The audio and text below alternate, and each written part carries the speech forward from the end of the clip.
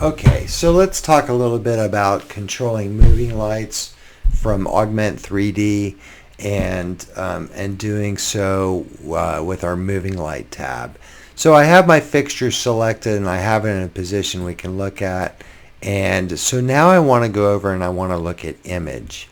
So let's go to image, and we may need to scroll across just a little bit so that we can actually see our gobos, right? So it gives us two ways that we can select our gobos.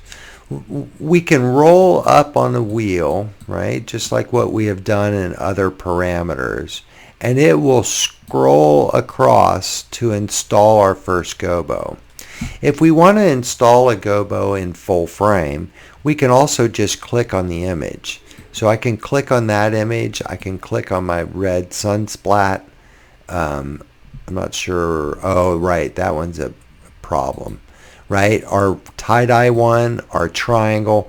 But if I look down at my triangle, you'll see that the triangle is kind of fuzzy, right? So what we may have to do is go back to our form, right, to our edge, and roll the edge up a little bit. And as I'm rolling that edge up a little bit, I'm up from 0 to about 28 or 29, 39. If I go all the way, it'll get fuzzy again in the other direction.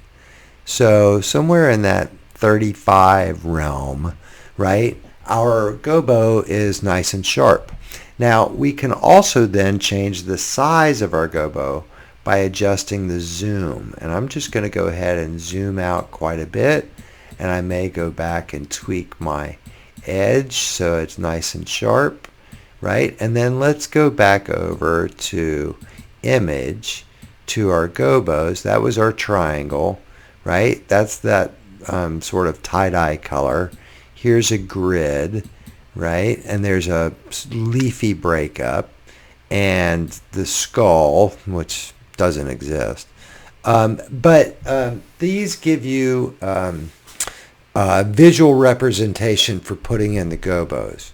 Here, let's go to our triangle, right? So within the gobo, there are a couple of options about how we want to present that gobo.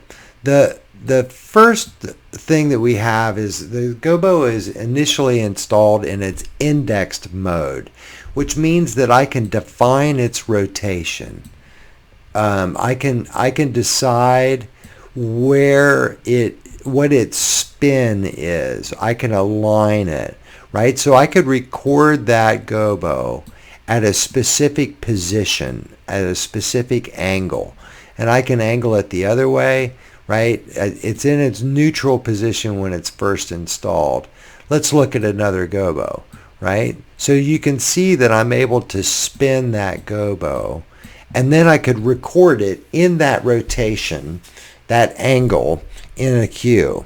Now, the other thing that I can do with it, instead of having it just spin to a specific angle, is I could rotate it, right? And if you look down, you'll see now that the gobo is just continuously spinning, and I'm spinning in reverse.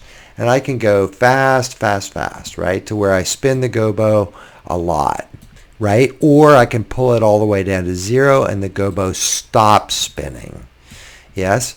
I can also then select to go the other direction, right? So if I wanted to spin the other way, reverse, right, all I have to do is select rotate plus or rotate minus. And then to get back to index, I click on index. Now the fixture, and I'll end the video now.